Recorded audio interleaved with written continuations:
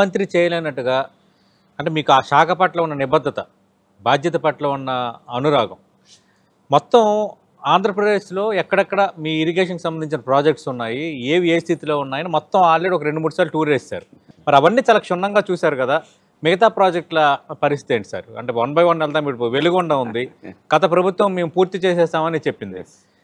ఇప్పుడు అదే వైఎస్ఆర్ కాంగ్రెస్ పార్టీ నేతలు వెలుగొండ అస్తవ్యస్తం అయిపోయిందని అంటున్నారు. అంటే పూర్తి చేసిందని చెప్పింది వాళ్ళే, అస్తవ్యస్తంగా ఉందని చెప్తుంది వాళ్ళే.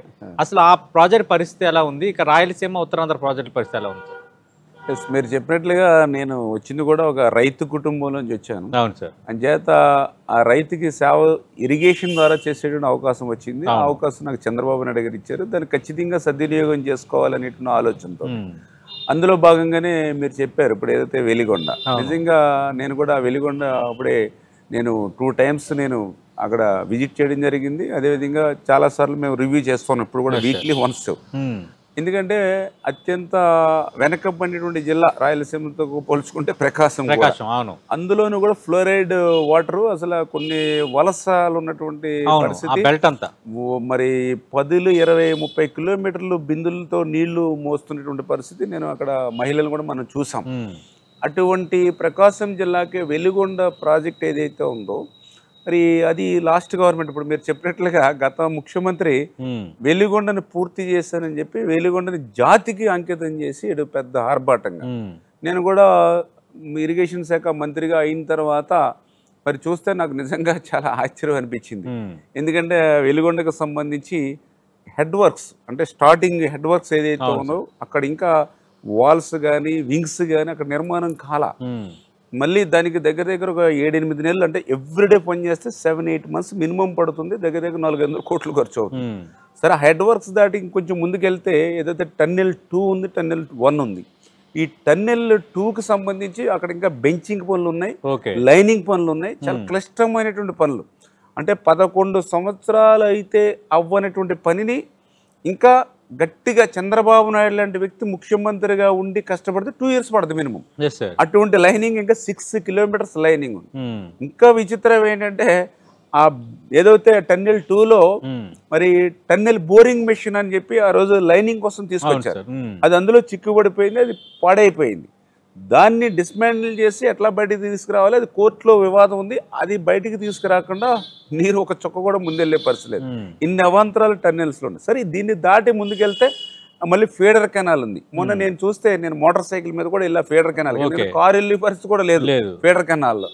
చూస్తే అక్కడ పెద్ద పెద్ద ఎందుకంటే చిన్నపాటి వర్షం వస్తే చాలు ఆ వర్షం అంతా కూడా ఈ యొక్క కెనాల్ బండ్స్ అన్ని తెగిపోయి గ్రామాల మీదకి వెళ్ళిపోతుంది.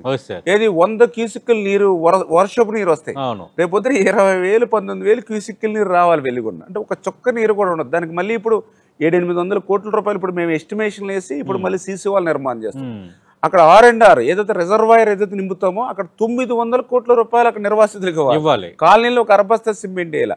అంటే ఇవేమీ పూర్తవునంటే ఇంకా 3-4 వేల కోట్ల రూపాయలు ఖర్చు ఉంది. కనీసం చంద్రబాబు నాయుడు గారు లాంటి వ్యక్తి అయితే 2 సంవత్సరాలు పడుతుంది. దీన్ని జాతికి అంకితం అన్నాడంటే అంటే ప్రకాశం జిల్లా లాంటి వెనకబడినటువంటి జిల్లా ప్రాంత ప్రజలు కూడా ఏ రకంగా మోసం దాకా చేసాడు అర్థమవుతుంది. అందుకే ఒకటే చెప్పారు చంద్రబాబు నాయుడు గారు, ఖచ్చితంగా రేపు 2026 జూన్ కల్లా ఆ వెలుగొండ ఫస్ట్ ఫేజ్ ని మనం పూర్తి చేసి నీళ్లు తీసుకెళ్లాలని ఏదైతే లక్ష్యం చెప్పారో ఆ లక్ష్యానికి అనుగుణంగా ఎవ్రీడే మేము లక్ష్యం పెట్టుకుని పనులు చేస్తాం. అదేవిధంగా మీరు చెప్పినట్లుగా ఈవేళ HNSS ఈవేళ మీకు రాయలసీమకు ఒక జీవనాడి HNSS అనేది. అటువంటి HNSSకి సంబంధించి ఈవేళ బడ్జెట్లో 3,800 కోట్ల రూపాయలు పెట్టాం. ఏ ప్రాజెక్టుకి కేటాయించిన విధంగా దానికి కేటాయింపు లేదు. ఎందుకంటే ఇవాళ రాయలసీమకి అత్యంత ప్రాధాన్యత ఇవ్వాలనేటువంటి ఆలోచన దాన్ని కూడా ఇవాళ టార్గెట్ పెట్టుకుని 2025 జూలై కల్లా అది ఫస్ట్ ఫేజ్లో HNSS నీళ్లు లాస్ట్ మైల్ వరకు తీసుకెళ్లాలని లక్ష్యం పెట్టుకుని పనిచేస్తా ఉన్నాం ఈ రోజు. ఎంత అన్యాయం అని అంటే జగన్మోహన్ రెడ్డి, ఎందుకంటే నేను రాయలసీమ బిడ్డ అని చెప్పుకుంటూ ఉంటాడు. నిజంగా HNSSకు సంబంధించి 2019, 2024 5 సంవత్సరాల్లో ₹1 HNSSకి పెట్టలేదు. 5 సంవత్సరాల్లో ఒక తట్ట మట్టి అక్కడ తీసినటువంటి పరిస్థితి లేదు. ఇంకా ఎంత అన్యాయం అని అంటే ఆ యొక్క 19, 24లో ఏదైతే మోటార్స్ ఏవైతే ఉన్నాయో ఆ మోటార్స్ కరెంటు బిల్లులు కూడా బకాయిలు పెట్టిపోయాడు. అంటే ఎంత తీవ్రమైన అన్యాయం, ద్రోహం. నాకు తెలుసుండి సార్ రాయలసీమకు ఏ ముఖ్యమంత్రి చేయనటువంటి ద్రోహం, దగ జగన్మోహన్ రెడ్డి చేశాడని చెప్పి నాకు హంద్రీనేవాలో జరిగిన పనులు బట్టి నాకు అనిపించింది. ఓకే 5 సంవత్సరాల్లో ఒక తట్ట మట్టిది ఇలా. ఈరోజు మళ్ళీ మేము వచ్చి మళ్ళీ ఈవేళ పరిగెట్టించి ఈవేళ పనులు చేస్తూ ఉన్నాం. ఈవేళ మొన్న నేను ఇన్స్పెక్షన్కి వెళ్తే అక్కడ ఉన్నటువంటి ప్రజలు చెప్తూ ఉన్నారు, హంద్రీనేవా చరిత్రలో అసలు ఇన్ని వెహికల్స్, ఎందుకంటే దగ్గర నాకు తెలుసుండి ఒక వేల సంఖ్య మీద వేల మిషనరీ పని చేస్తుంది, వేల సంఖ్యలో వేల లేబర్ పని చేస్తూ ఉన్నారు. ఇంత పెద్ద ఎత్తున పని జరగడం అనేది ఎప్పుడు మేము చూడలేదని చెప్పి వేళ హంద్రీనేవాలో ఉన్నటువంటి ప్రజలే చెప్తున్నటువంటి పరిస్థితి. అదేవిధంగా మీరు చెప్పినట్లుగా పోలవరం లెఫ్ట్ కెనాల్, ఎందుకంటే 5 సంవత్సరాల్లో పోలవరం లెఫ్ట్ కెనాల్ సంబంధించి ₹1 బడ్జెట్లో పెట్టాల. మరి ఏదైతే విశాఖపట్నం రాజధాని అని చెప్పాడు, 3 ముక్కల్లో ఒక రాజధాని పేరు చెప్పాడు. నీకు నిజంగా ఉత్తరాంధ్ర మీద ప్రేమ ఉంటే, విశాఖపట్నం మీద ప్రేమ ఉంటే, మరి పోలవరం జలాలు లేనటువంటి లెఫ్ట్ మెయిన్ కెనాల్కి ₹1 కూడా 5 సంవత్సరాలు ఎందుకు పెట్టాల? మరి ఒక్క తట్ట మట్టి కూడా ఎందుకు పనిచేయాలి? ఈరోజు మేము వచ్చాం, 1200 కోట్ల రూపాయల టెండర్స్ పిలిచి రేపు 2025 జూలై కల్లా ఈ గోదావరి వరద జలాలు కూడా ఉత్తరాంధ్రకి వెళ్ళాలి. అవసరమైతే పోలవరం ఆ సమయానికి పూర్తకపోతే పురుషోత్తంపట్నం పుష్కర్ ఎత్తుపోతల నుంచి కూడా నీరు తీసుకుందాం విశాఖపట్నానికి అని చంద్రబాబు నాయుడు ఒక లక్ష్యం. అదేవిధంగా మీరు ఉత్తరాంధ్ర సుజల స్రవంతి ఉంది, ఏదైతే శ్రీకాకుళం విజయనగరం విశాఖపట్నం ఉత్తరాంధ్ర సుజల స్రవంతికి 5 సంవత్సరాలు ₹1 పెట్టేమని చెప్పండి. చాలా జగన్మోహన్ రెడ్డి గారిని మించినటువంటి నాయకులు కూడా అక్కడ కనపడుతూ ఉంటారు మనకి మీడియాలో. మరి ₹1 ఎందుకు పెట్టలేపారు? ఇప్పుడు బొత్స సత్యనారాయణ గారు చూస్తుంటారు, లేకపోతే ధర్మాన ప్రసాదరావు గారు చెప్తుంటారు, చాలా పెద్ద పెద్ద మాటలు చెప్తూ ఉంటారు. మరి ఉత్తరాంధ్ర సుజల స్రవంతికి ₹1 5 సంవత్సరాలు ఎందుకు పెట్టలేదు? మళ్ళీ ఇవన్నీ సరి చేస్తూ ఉన్నాం మేము.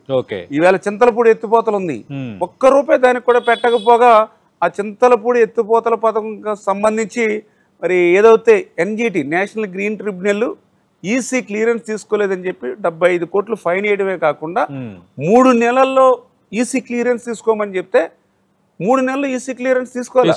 వాళ్ళు క్లియర్ గా చెప్పారు 3 నెలలు ఈసీ క్లియరెన్స్ తీసుకోండి లేదా పనులు ఆపేయండి అన్నారు.